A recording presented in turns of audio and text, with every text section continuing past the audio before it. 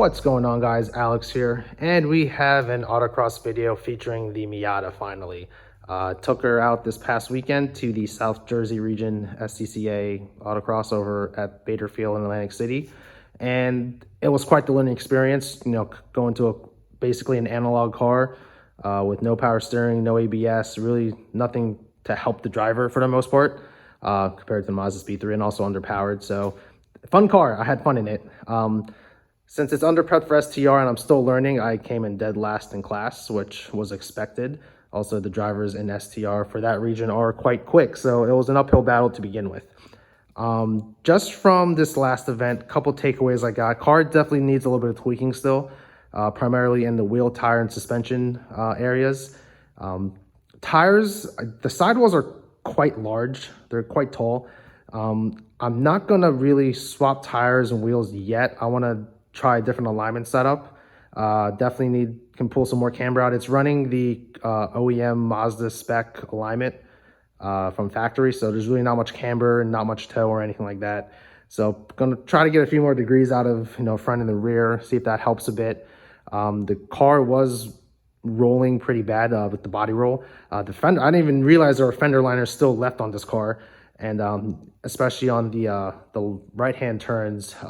This driver's side front tire was definitely making contact. There's actually, if you feel up underneath, there's actually a hole in the fender liner. So probably going to end up removing those as well too. The KYBs, I want to say they're good shocks, but I don't think the OEM springs are doing them justice. The spring grids are probably just too soft, and the KYBs just can't support them enough, especially with all the technical turns. Probably going to source out some stiffer lowering springs to start off with before I go coilovers, just to see if that's going to help a bit. I'm kind of going to baby step it in now. Definitely went really hard with the Miata Madness week. So maybe do some lowering springs to see if that helps. And definitely get an upgraded front sway bar just to help with the body roll as well. Not running a rear bar, probably won't run for a while until really know what's going on with the car. And of course the engine, currently no bolt-ons, it's all a stock setup in there as well. But yeah, as always, I'm going to go ahead, show you a quick course walkthrough, show you guys what the course looked like. It was a fun course, very fast. And as always, I will then show you my fastest run. So yep, here we go. All right, so we are here. We're actually starting directly at a left-hander. So went ahead and launched the car. It's fun to actually be able to launch a car and not having some crazy wheel spin. And immediately we had a left-hander, grabbed second gear around this area right here. And basically was essentially a flat-out section if you're able to control the car. With me, still learning the car, trying to figure it out. I kind of got it down, but not so much. Very fast, very quick. Coming around this way here, you now have another left-hander. And right here, there's a little bit of a weird transition with you can see the shake of the camera. There's a little transition with the pavement, so you could unsettle the car if you didn't hit it right. Coming around this right-hander, I definitely could have taken this a lot tighter. Watched some other videos that others have posted, and they took this a lot tighter than I did. Maybe that was also me not having, good tires, suspension, all that. I don't know. But anyway, this was all flat out. Just barely any steering input needed for this. Then you were hard on the brakes here into a right hand into the taxiway. The front left, driver's side front, was scraping hard or rubbing hard against that fender liner. Then you basically had to quickly make a left-hander in here, keep it nice and tidy, and then you had a very fast slalom.